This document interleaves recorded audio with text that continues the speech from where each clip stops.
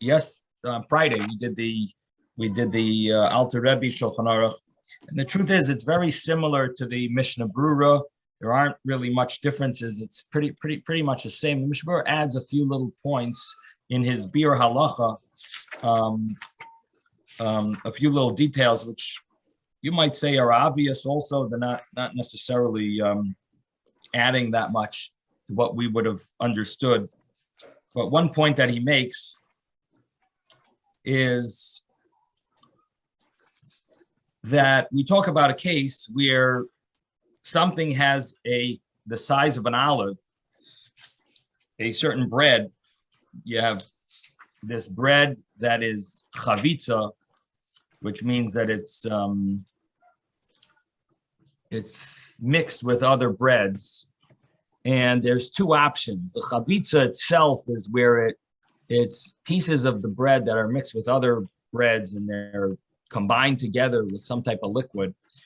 If it was not cooked is one option. And then you have the other option, which maybe is not called chavitza. It's if it's cooked after it's bread, after it's made into bread and baked into bread, it's cooked. And so it depended if it has a size of an olive or not. So the Bir Halacha brings that what happens if you cooked it and it's the size of an olive and then you chop it up afterwards. So now you've made it not the size of an olive. So originally it was hamaitzi when it was made into bread. Then you cooked it in water and you kept the pieces at least the size of an olive. The pieces stayed the size of an olive. So it stays hamaitzi. What happens now when you chop it up? The fact that you cooked it and it's bread that was baked and then cooked and now chopped up, will that ruin it now from being the hamaitzi? Or does it need to be chopped up into smaller pieces of than an olive while it's being cooked? It has to be chopped up. Or does it help chopping it up afterwards to ruin it from being bread? Or is it bread already? Once it's bread, you could cut it up into small pieces. So that is his question. It's he doesn't answer it. It's not his own question. He brings it from another sefer. He says that the Pri Megadim asked this question. What it boils down to is it the cooking bread in small pieces? Is that what ruins it from being considered bread? Or is cooking bread, any cooked bread that is now small pieces, is that not considered bread? In other words, does it have to really be at the same time that it's being cooked? Does it have to be broken into small pieces? So that's one question he mentions. The other thing that he mentions is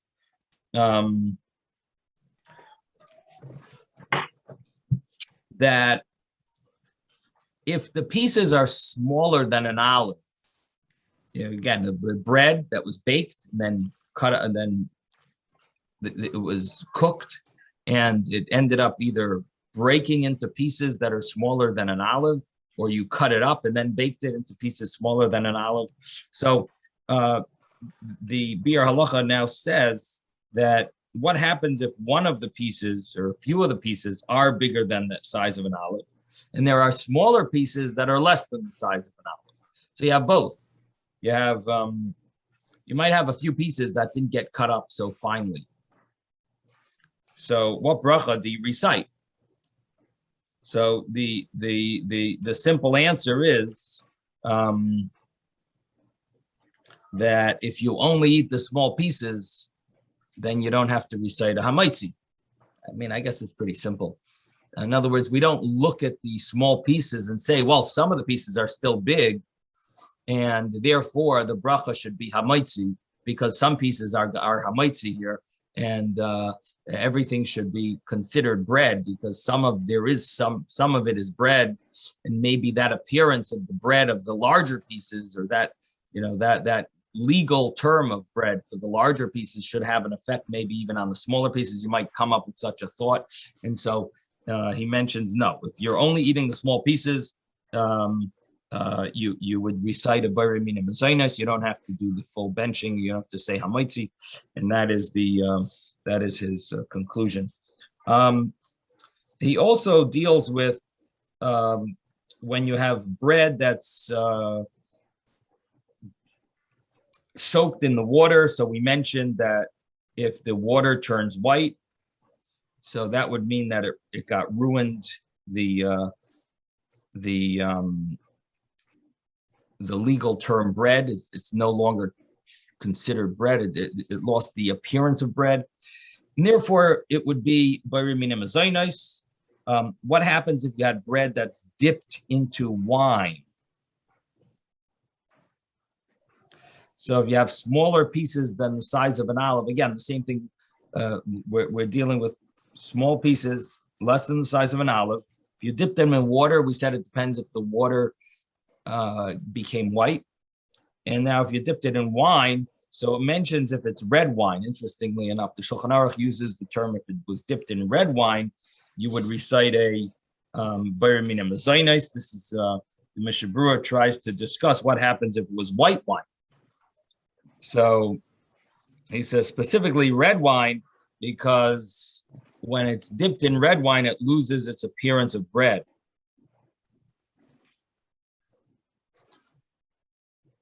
But if it was white wine, it wouldn't lose its appearance necessarily, unless the white wine, I guess, unless you saw the floating particles of the bread, which would have caused it to lose its appearance of bread. So this is at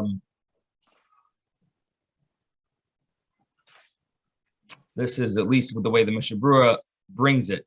He does discuss it in more depth in his Biur Halacha and his other commentary on that maybe it shouldn't make a difference. And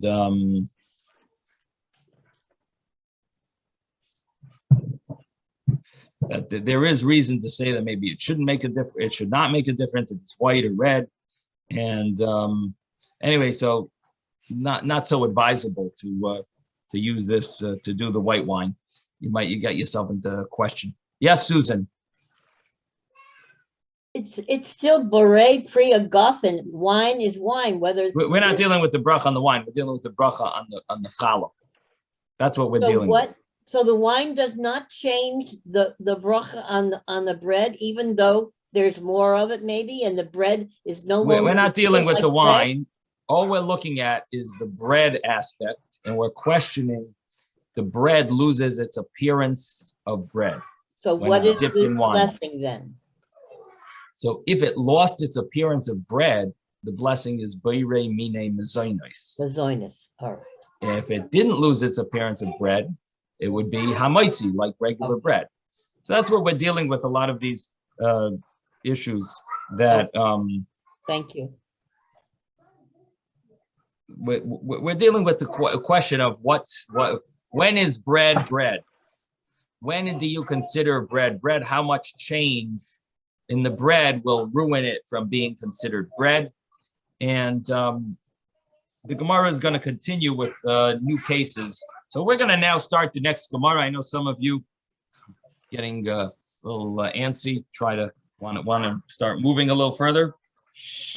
So we're gonna move to the next piece. Yes, David. I just had a question. Coming away from the last class, it sounded like matzah brai, matzahs and eggs, are mezonos. Yes. Is that so? Let's think for a second.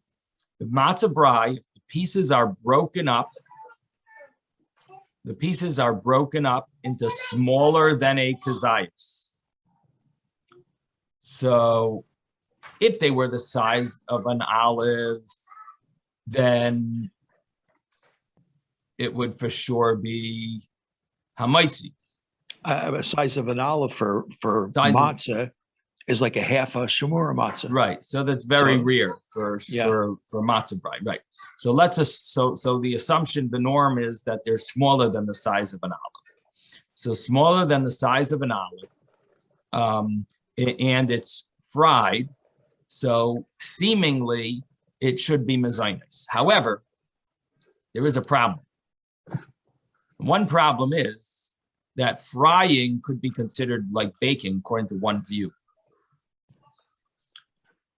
And if that's so, if we consider frying like baking, not like cooking, again, frying is a question. So if frying would be considered like baking, then what you did was you baked bread once and now you're baking it again. So then we don't care if it's the size of an olive or less than the size of an olive, it would still be hamaitzi. So what you've just realized is that matzah brai is not simple.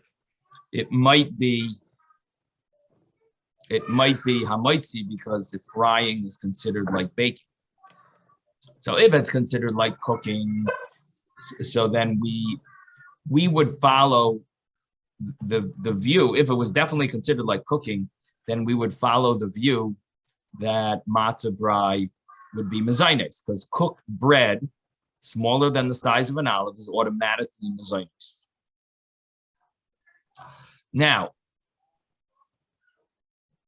if you want to go into the academia of this law, you would say that Rashi would not agree with this either, because Rashi, we don't follow Rashi, but I'm just saying Rashi's opinion, the way we learned the Gemara, is that it needs to have the appearance of bread to be hamaitzi, and it needs it needs to not have the appearance of bread to be mezainos. Now matzah brai, I wonder if it, sometimes it has the appearance of matzah. I don't know. I haven't had matzah brai in a long time, so maybe not. But if it did have the appearance of matzah, then it would be hamaitzi according to Rashi also. So in any event, bottom line, according to halacha, it's questionable. It's because of the question. What is it based? What is this issue based on? If frying is considered like baking, or is frying considered like cooking? And we're talking about shallow frying. If you were deep frying it, which I don't think they do with matzah brai, but if you did deep fry it, then you would have no shiloh. It would be mezainis. Okay, does that answer your question? Now, if you pull it up in the Lubavitch book, let's see if they don't like to ask. All the books they like to stay away from hard questions. But here, matzah brai, they write, eat in a meal of hamaitzi. So they are following that logic. Now there's a Brochos book that someone just moved from my table. Could you see if it's somewhere there on the dining room? It was a Brochos, a blue Brochos book. It's a thick Brochos book that was here. Maybe it's there on the couch. There's a chair. I think it's on the chair.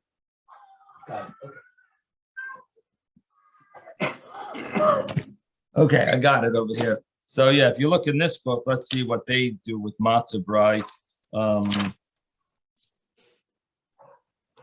Rabbi, can I just say one thing? Okay, they say if pieces of matzah are not noticeable. Interesting. So if the pieces of matzah are noticeable, so they're not following this issue about frying, they're going to be lenient, and they will say that it depends if the pieces of matzah are noticeable or not noticeable.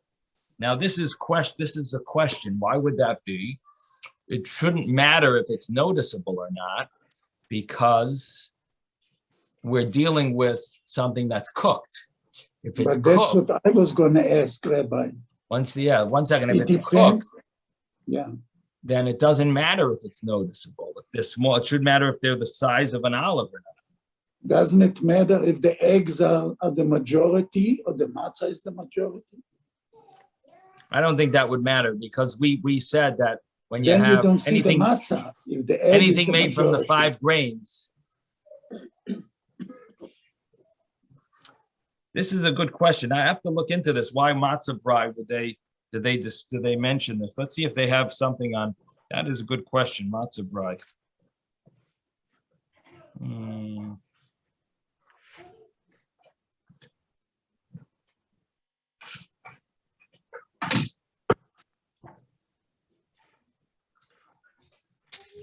Well, let's see if they say that it's, oh, maybe that's what they're doing. Let's say they say that frying is considered like baking. So then the matzah, maybe that's why. Maybe they're considering frying like baking. And then if that's so, then the matzah is mixed with eggs or oil or other things. And so now it depends, right? So it's smaller than the size of an olive. Let's say they're assuming that because that's the norm. It's very, very rare to find a matzah bride that's larger than the size of an olive. So we're assuming that's smaller than the size of an olive. So they're basing it on that the frying is considered like baking. And then you have the issue of the fact that it depends if it's noticeable, if it appears like bread or not, if the matzah pieces are noticeable or not noticeable. And so that's why they're poskening this way. Okay, so that explains their book. They're following the logic that frying is like baking, and it all boils down to being noticeable or not, if it's appearance of bread or appearance of matzah or not. So if you want to follow the art scroll, you can say Mezainis and Alamichya on the matzah bride. If you want to follow the Lubavitch book, you gotta eat it within a meal and have bread. So it's up to you, David. Okay. Any other questions? I think the second part of Susan's question was, do you make a bracha on the wine or not in this mix? Oh, so this is a good question about the wine. What about the wine aspect? So the problem I have is I'm not so familiar with people dipping their challah in wine. And I know some people do, but it's just not my style. So the question is, why are they doing it? Are they trying to drink the wine and they just need something to like lessen the alcohol? They're trying to eat the bread and it shouldn't be so dry. Yes. So like, what are they drinking? Like, is the wine meant to be a entity in its own, or is it more like a helping out the challah, or is the challah helping out the wine? So the Mishnah Berurah goes into this, and so I'm not minimizing the question. It's not really the point. The topic that we were discussing was is the bread considered bread? That's really what we were discussing. This is more like a side issue. And this side issue really depends on what the person's intent is. And I'll read it for you here in the Mishnah Berurah. He does discuss it. I just, okay, here. So he says, regarding the blessing of the wine, if your main intent is in order to eat the bread, and the wine is coming to make the food sweeter, so the wine is only a secondary food, and you would only recite a bracha on the bread. And then he gives an example of pas kisnin. Maybe Ben, do you know what pas kisnin is? I think it means a tea biscuit, but I don't have a. Never heard of it. I'm just throwing a thought there. Kisnin. Let me see if I have. Keystone, you said? Maybe it's a brand name No. in Hebrew. No. It's let me just see. It might be Aramaic. Kisnin does sound a little Aramaic. So there's an Aramaic dictionary here. So pas kisnin. I mean, it might mean flax cookies, flax bread. Let me see. Kisnin.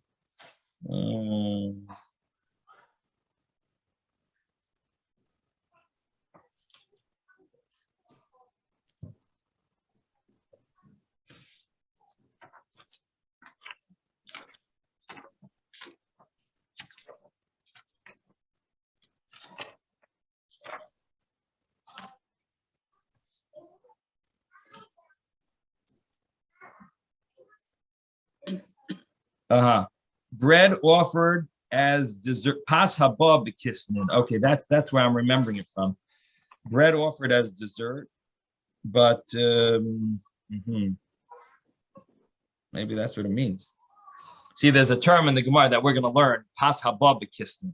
So here he says pas kisnin, but maybe that's what he means. Bread, like dessert. Maybe similar to what I'm telling you, like like a tea biscuit. Okay, let's just say that that's what it means.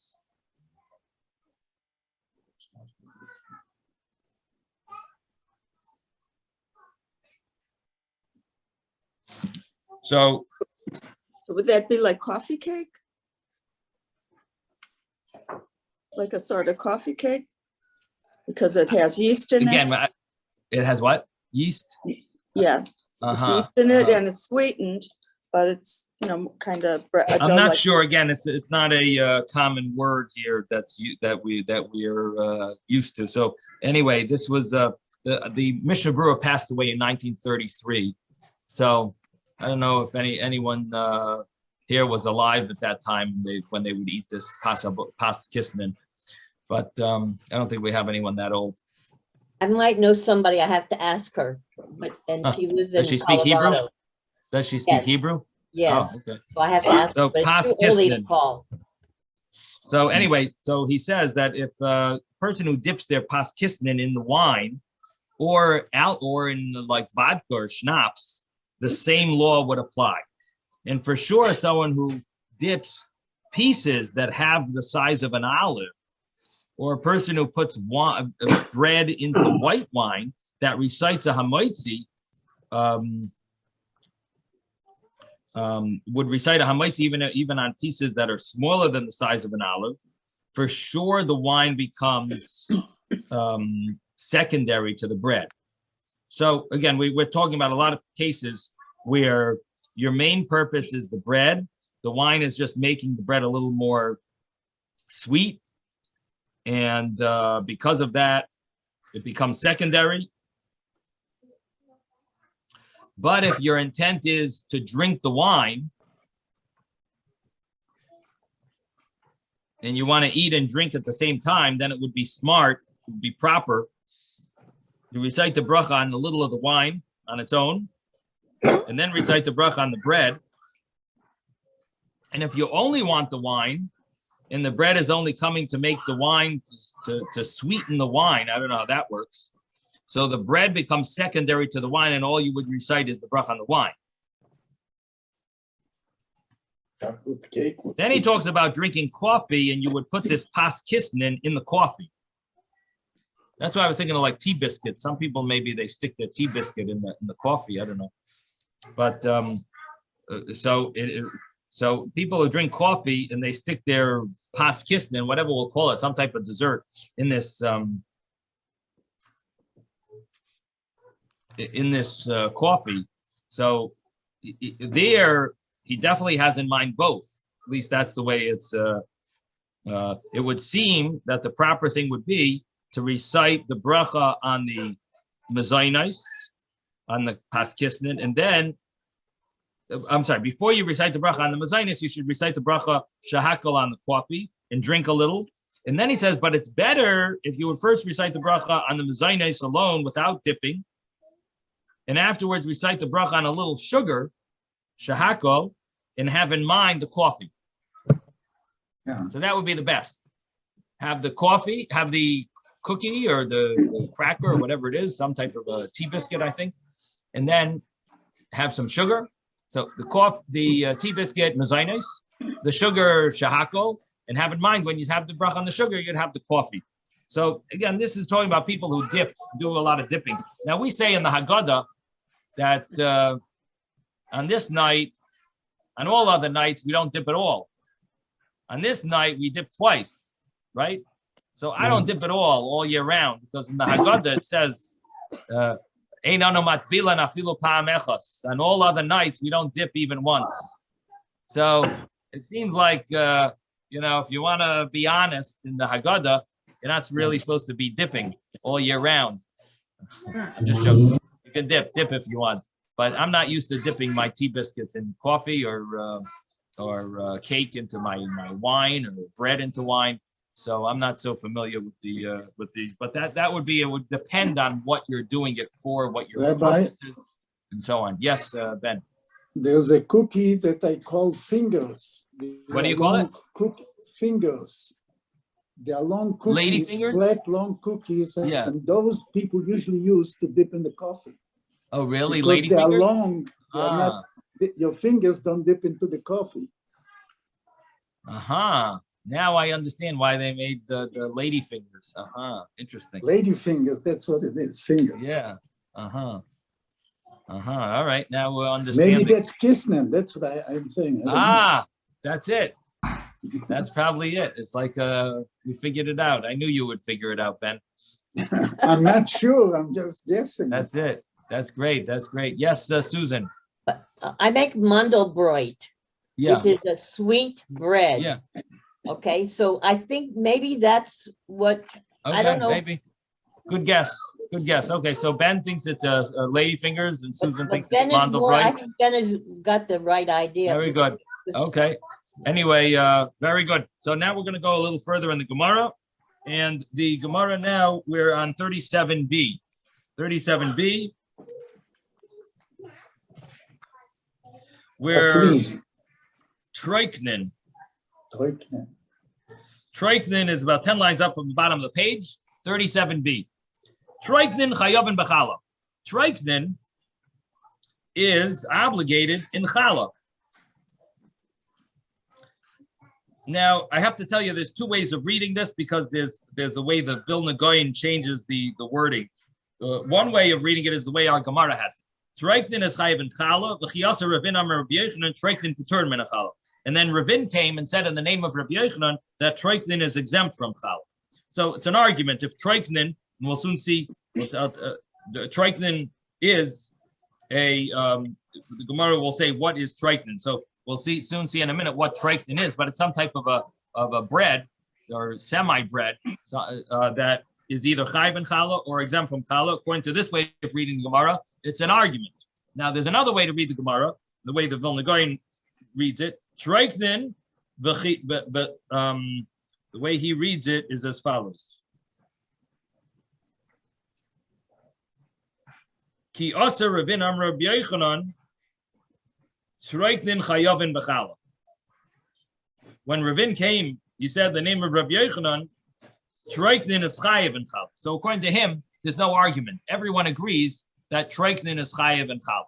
So there's two ways of learning the Gemara. Either there's an argument about Tractate, or everyone agrees that Tractate is chayav in chala. Now, what does chayav in chala mean? Chayav in chala means that you're obligated to separate if you bake. If you make a dough, I should say, you make a dough with the large amount of flour, which is 43.2 eggs of challah. 43.2 eggs of challah. And if a person used that amount in today's terms, it would be like 5 pounds. Maybe 5 pounds, right? You would definitely be chayiv and challah and have to recite a bracha of separating challah. There is an area where it's gray, where you would separate challah out of question, but you can't say a bracha because we're not sure if you're baking with a large enough batch. So, what a lot of households do for Shabbos, they bake a double batch of challah. They bake a large amount and they put it in the freezer for the next Shabbos. So you have two weeks because it's a lot of bread, but it's a special mitzvah for women to separate challah. A lot of people, they bake enough that they can make like 10 challahs out of it. And people don't normally need 10 challahs for their Shabbos meals. So you have 5 for this Shabbos and 5 for the next Shabbos. So some around, I'm just giving you a rough idea. So in any event, the question is, this food item called tractate is a semi-bread. It's not a regular bread. And the Gemara's question is, would it be obligated in separating challah? Or would it somehow be exempt because it doesn't really fit in the full category of bread? And the Gemara, according to the one way of learning, the Gemara says it's an argument if it's chayiv and challah. According to another way of learning, everyone agrees that it's chayiv and challah. Yes, Susan. So you're saying that this mixture is actually like a cracker? Let me tell you what it is. That's the next piece. My tractate. What is tractate? That's the Gemara's question. What is tractate? Amar Abaye kuba da'ara. It's a type of mixture of flour and water, and the understanding is it's a small amount of flour, a large amount of water, so it's not really a dough.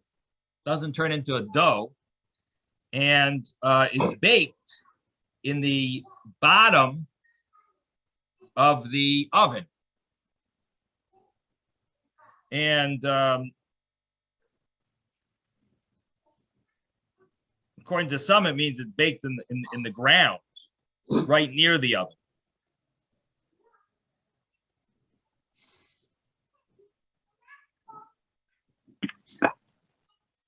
Now, the reason to exempt it from challah, because it's not really it's not kneaded like a regular dough, and you don't normally eat it as a full meal, like you don't eat it as a regular meal, but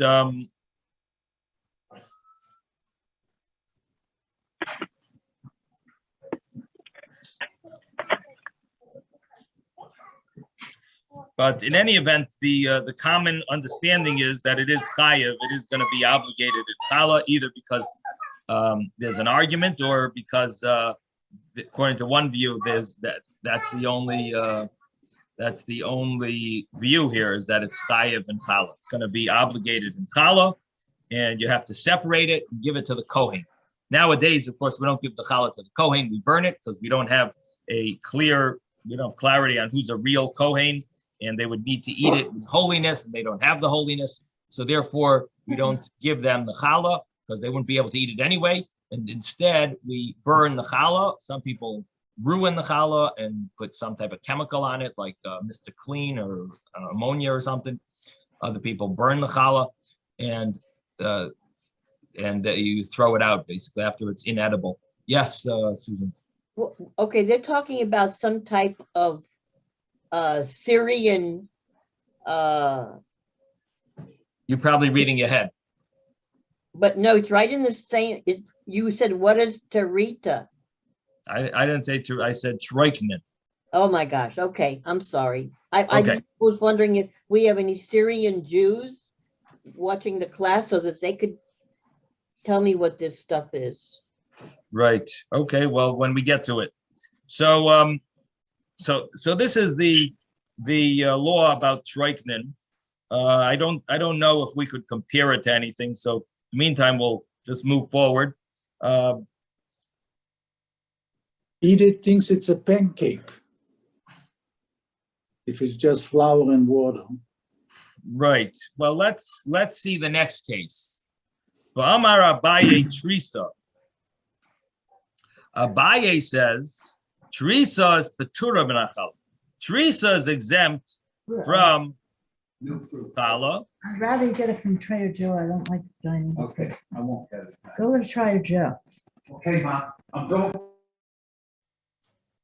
So Teresa is pater minachala. Now I should say there is another version here that it says chayev and chala. So here you also have two versions. My Teresa, what is Teresa? So Igad Amri, some say it's gavil meratach. It's a mixture of flour and water that's not made into a dough, but it's mixed with a spoon, and you pour it on the oven when the oven is hot. And so this is the gavil marata. And the point is that this is probably like a waffle, because it's like there's a hot stove. It's on top of a hot. It's being poured into this hot oven, hot stove, and Maria, if they did do it, Mike would have got up and flipped the table over and said, okay. So Viga da Amri, some say that it's Nahama de Hindaka. Some say that this Teresa is bread made in India. And the way the bread is made over there is, or maybe Ethiopia. But what is this bread that The they put a Indians, bread? the Indians call it flat bread. They sell flat. What do they call bread. it? Flat bread. French bread? No, flat. F-A-L. Flat bread. F-F-L. Yeah. Flat. Uh-huh. Flat bread. Anyway, they put bread dough on top of a again, there's two separate explanations. The first explanation was it's something similar to a waffle.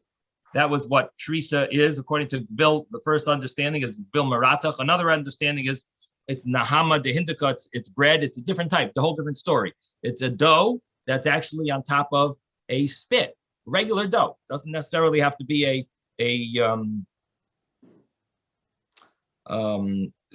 different type of batter, but it's a dough. The way it's made is it's on a spit, and they would smear it with oil or egg Ooh, Rabbi, as I it know goes what around.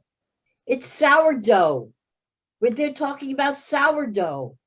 Why do you think that's sourdough? Because- Sourdough you don't put oil on. No, the kuta. That's a different story. That we'll talk Yeah, about. she's always. Again, you're going ahead. So But we're now isn't that what the Tarita is? The There's three opinions, right? Aren't there three opinions of what Teresa is? Okay, sorry. So we're in the second opinion. The second opinion is that Teresa is bread that's made on a spit.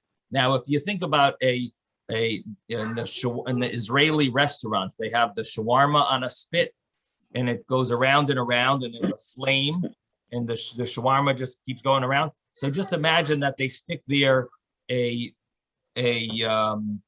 whole thing of dough, and they smear it with oil every so often as it goes around. They have like a paint. They have a like a rotisserie. right, a rotisserie, like a rotisserie. Thank you, Shlomo Yosef. So if they have a paintbrush, painting it with oil, they stick the paintbrush in the oil and paint it and let it keep going around.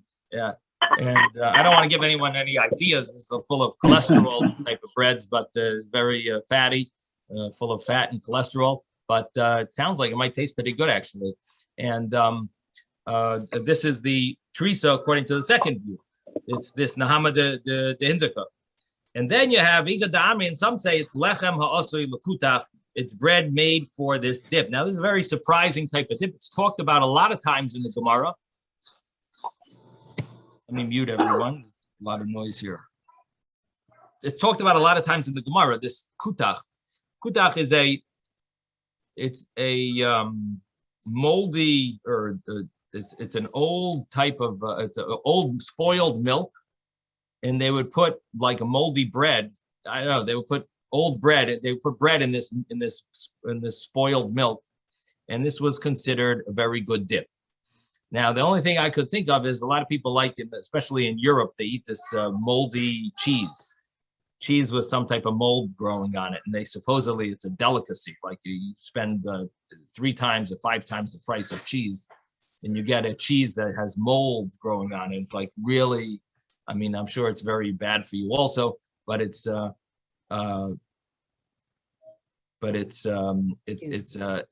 cheese that anyway. So I'm just throwing a thought. Maybe it's something similar to that. It's probably a sour flavor to it, and it's kutach. So you have this bread made for kutach. So it's bread that's me'upeshes. What does me'upeshes mean, Ben? I have no idea. The Hebrew word, me'upeshes, ayin peshin. Me'upeshes? Yeah. Me'upeshet. Me'upeshet. I don't know. Uh-huh. Yeah, I don't know. Some type of like moldy bread or old bread. And Ovesh is mold. uh-huh. Me'uvash would be Uh-huh. moldy bread. Right. Okay. Well, anyway, so this kutach is made with this type of bread, and people would dip foods in it. And Now, how was the bread made? The bread was made by baking it in the sun. The bread was baked in the sun, and for some reason, these, according to the simple reading of this Gemara, is that all these three cases are going to be exempt from separating challah. Let me just mute everyone because there's still background noise here. So again, we're talking about something called Teresa, and this Teresa is, according to the simple reading of the Gemara, is pater min challah, and we said three examples of what different opinions of what this Teresa is, and it's going to be exempt from separating challah. Obviously, one of the things that interests us is to know what the bracha will be on these breads. Rabbi. Be our interest. Yes, Moshe. Is about precious challah? Is that what you're referring to? Well, that's what we were discussing before. Yeah, I gotta mute you, Moshe. Sorry. Rabbi, Okay. I found in the Yes, Ben. dictionary, meupash is Yeah. moldy. Moldy. Oh, okay, good. Oh, okay. So this is some type of moldy bread that's mixed in this milk, old milk, spoiled milk. So so we're talking in the Gemara itself is talking about the law of challah, separating challah, and obviously to us we're interested in at some point getting to the question of what the bracha will be. And we also mentioned that the third opinion was that this is bread that's baked in the sun. It's not baked in an oven, it's baked in the sun. That was the third view, this bread made from kuta. Okay, so now we're going to continue. Yes, sir, David. Yeah, in the Steinsaltz, it says that the kuta was made from whey, salt, and bread that fermented to the verge of molding. In other words, it wasn't moldy yet, but it was almost at that point. Okay. And it was so extremely sharp that it could only be eaten by Babylonians who were accustomed to eating it. Wow. Okay. Listen, if there's anyone who Dangerous. knows what these things are, it would be Rabbi Steinsaltz, who does the research. He's the master of research. He's got a team of so that's the Gemara to look at for what these things are. He probably has a picture of it. Does he have a picture of it? No, not. No. All right. Well, in any event, if there would be a picture, he would have found it. So that's interesting. So it's bread that's about to be moldy, but it's fermented. Yeah, I'm trying to figure out what that would mean. Fermented and it's about to be moldy. I mean, once it's got the white on it, I guess that's already mold. Is the green mold or is the white already mold? It means it's white, maybe the white. What did you say, Susan? On the notes in the Steinsaltz, merita gavi, and that's boiling dough on the hot stove, like what you were talking about. All right, but what they're talking about in this is the sourdough starter. You actually, the microbes needed, the milk and the flour have to be going to a point of spoiling, but not overboard. In other words, there's a certain. Oh, interesting. smell. You think it's talking about the starter? Interesting. Yes. But And then you take- but it doesn't fit because The thing we're is, you dealing don't with need bread. yeast in the sourdough. You do not use yeast. that's the- fine. But it says it's baked in the sun. Now this sourdough you don't bake yet. I mean, unless it's after it's baked. You're already, but it's making baked. the starter. You have to make the starter, and that does have to be in after it starts to ferment. In order to stop it from going bad, you have to stop the process. And how do you stop it? It must be in the sun, not No, in the no. stove. Not in the stove. Right. No, So we if they make want it to be sourdough. in the air. Right. Stop In my the house, process by using it. and yeah, in our house we make sourdough actually. So I could ask my wife how she does it, but she doesn't put it in the sun. But we're talking a long time ago. We're not talking about now. Right. Yeah, you know. Okay, but anyway, I'm just saying I don't know if I don't know if we're talking about. I mean, it could be all breads then were sourdough breads. but we're not just dealing with the starter. It seems like But we're the dealing with the regular bread. Okay, but they're making it so because when they don't have yeast, Right. they don't have that microbe. They have Right. to have something that will grow in the oven. And sourdough, when you take a small piece and you keep adding flour to it, it becomes bigger, and you're increasing the volume. And the sourdough actually is the begin. In other words, that makes the bread. I understand, but we're dealing with fermented bread after it's baked. So I don't think that your example is correct. I think you're right that they use sourdough because I don't think they used yeast in those days. But you're talking about after, in other words, baking it, but without afterwards, it's about yeast. to get moldy. Yeah, without yeast, but afterwards, it's about to get moldy, that bread. So when it's about to get moldy, that's what I think we're dealing with. Again, I wasn't there at the time, and I'm not a researcher, so but that's what it sounds like, that we're dealing with bread that's baked. And unless you find anything clearly that says differently, but you're not wrong. I think we are dealing with sourdough bread, just because that's what they had in those days. Okay, now we're going to continue. And before you make a face about the mold, just remember where penicillin comes from. So right. Nothing wrong with eating moldy bread necessarily. Right. So the Gemara continues and says, Tani Reb Chia. Reb Chia learned. Reb Chia learned in a brisa. He taught in a brisa that the bread that's made for this kutach, this dip, which again, as David mentions, very spicy, very hard for people to eat, but only Babylonians liked it.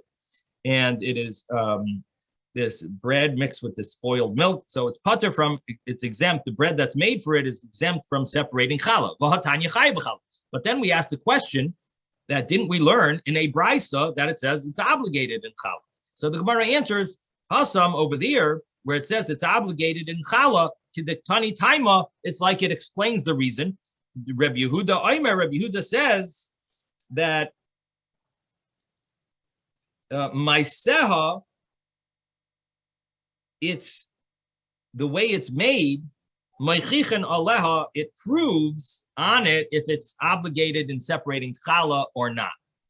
So, in other words, that there are breads that are made for kutach that are obligated in challah, and there are breads that are made for kutach that are not obligated in challah. And now we're going to turn the page. Also, on if they were made, next page, 38a, Mazel Tov, we finally turned the page. Also on ka'oven, if it was made like a proper bread, chayaven, it's obligated in challah.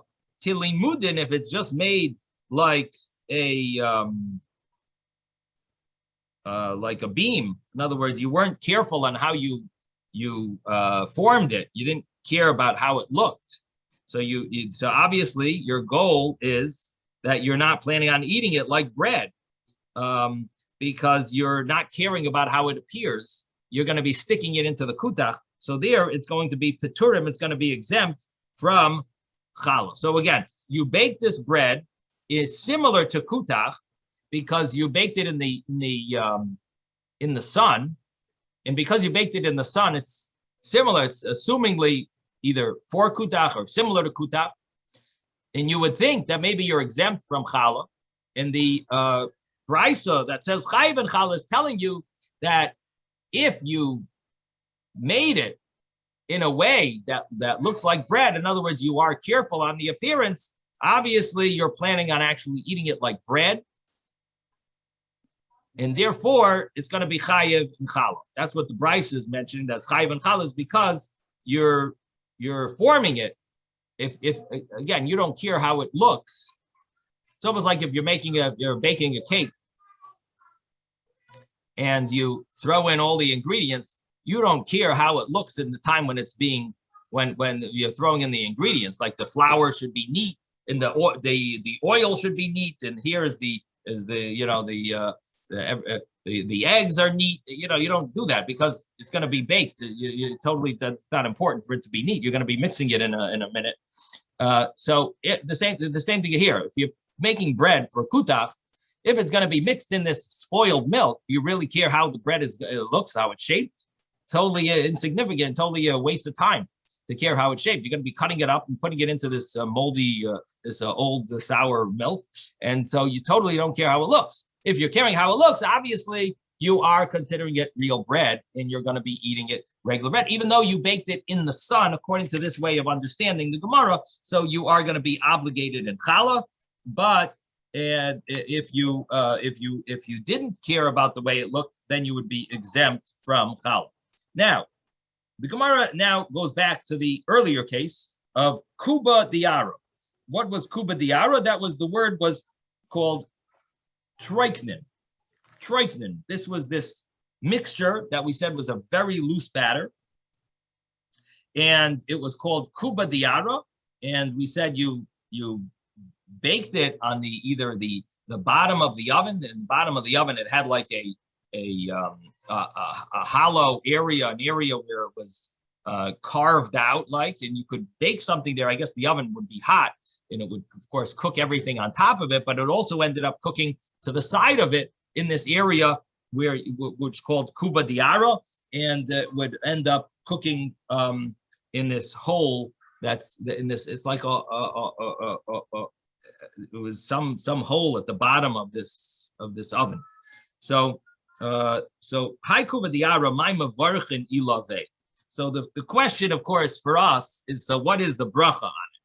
What would the bracha be? So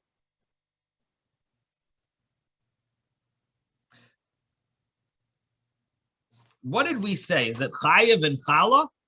So we said troiknin was chayev in challah according to the first view, and then we said the second view was paturim in achal, and then we said the Vilna Gaon says everyone agrees it's chayev and challah. So the Gemara's question is, it's chayev and challah. It sort of gives us a little hint that maybe the bracha should be hamoitzi.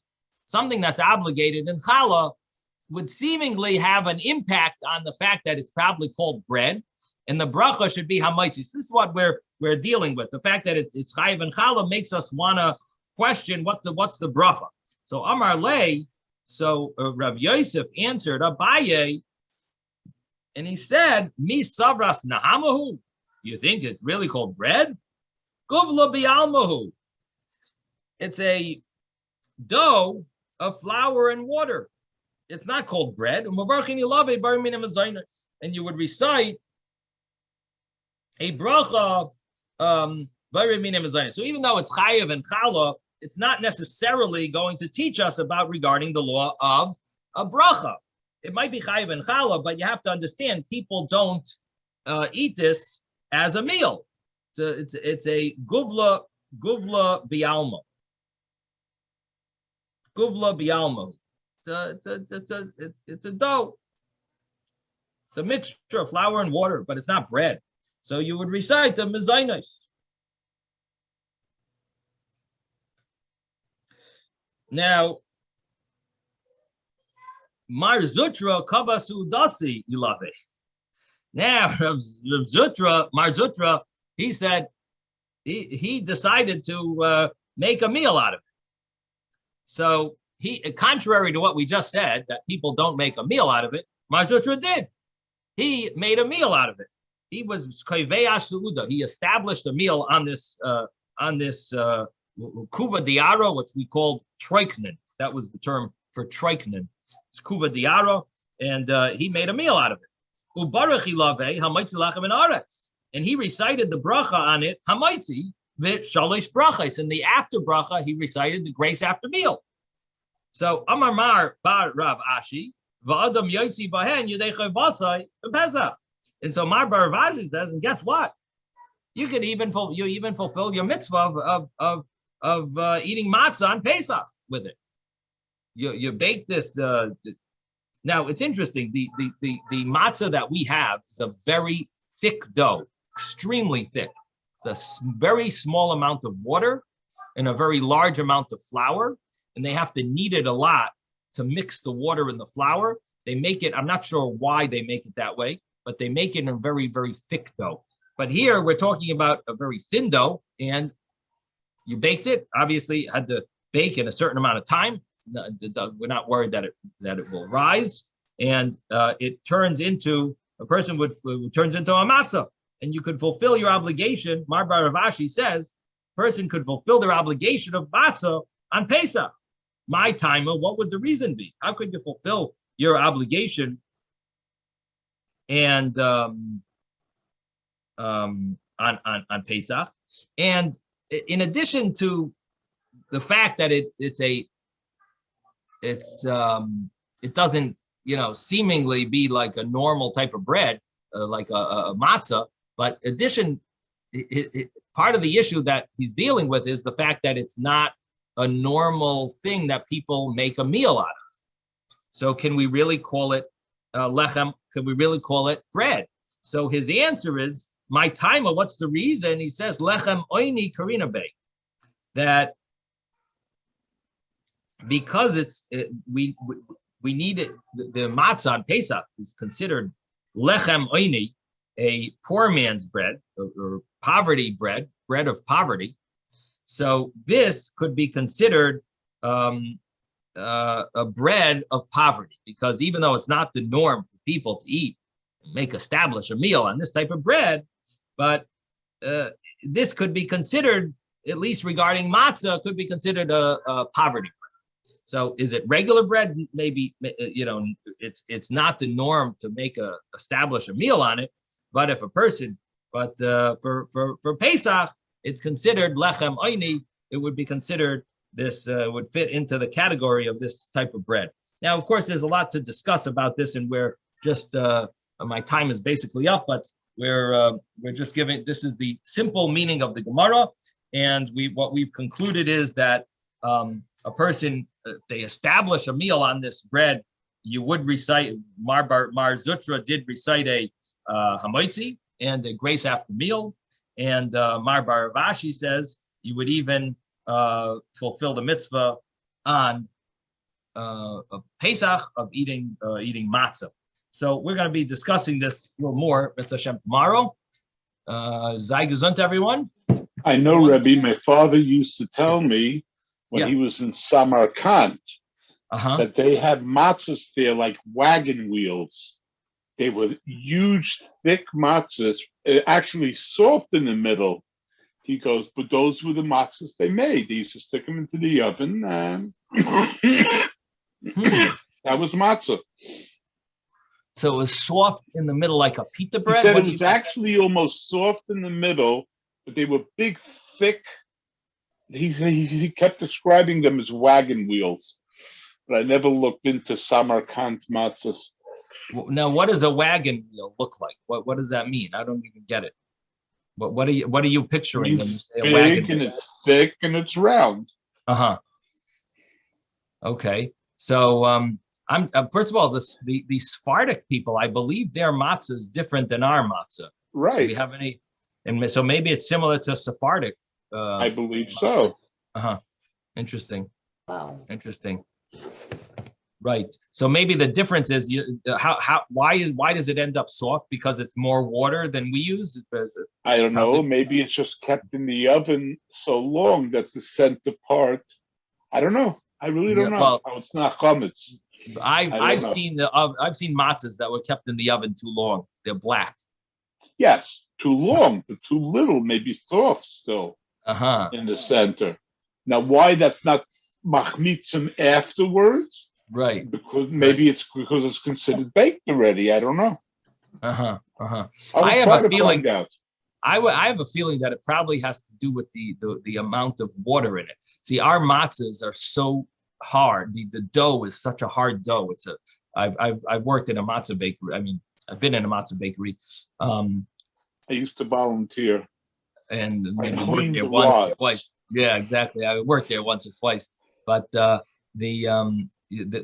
dough is extremely, they use a very small amount of water. And I'm guessing that if they would use more water, it would be more like a pita and be soft. And because they use such a small amount of water, it's extremely hard. It's a very hard. It bakes in a cracker. Yes, it becomes a cracker. So I'm guessing that would be the reason. Okay, any other, someone had their hand up. I don't know. Yes. Yeah, Edith. I had, yeah, it's not really so related to this except bread. I was just wondering on Friday night when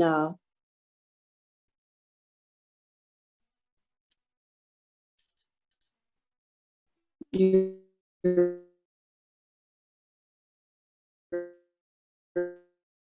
regular bread. Any Yeah, bread? any bread. Yeah, as long as it's whole, Oh, it's okay. got to be whole. Yeah, doesn't have to be shaped. We like to shape it nicely, Right, but of course, regular if someone- regular yeah, wheat bread, you know, Right. 2 full If it- pitas two- are good. right. You could use Full 2 full pitas. You could or use sourdough. Sourdough is sourdough, also good? sure. Yep, even with Full those loaf. shapes that they Idea. make. I thought it has to be challah. No, Well, looks good. And a good dough. nope. Thank you. It's good enough. Two matzahs. Okay. We ran Right, out of you use challah. My matzah. father would use a matzah. Right. Now, Sephardic people won't use matzah, only on Pesach. They recite a bracha mezainos on matzah, believe it or not, during the year, because matzah to them is like a cracker.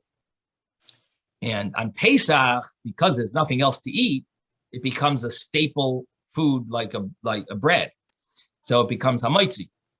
But many Sephardim will recite mezainos during the year on matzah because they look at it as a cracker. Now, Ashkenazic Jewry never accepted that. We follow that matzah all year round is bread and it's hamaitzi.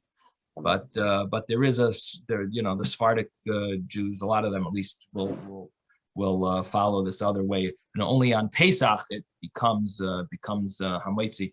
So that's an interesting law. Okay, sei gesund, everyone. Stay safe, everybody. Thank you, Rabbi. Thank you.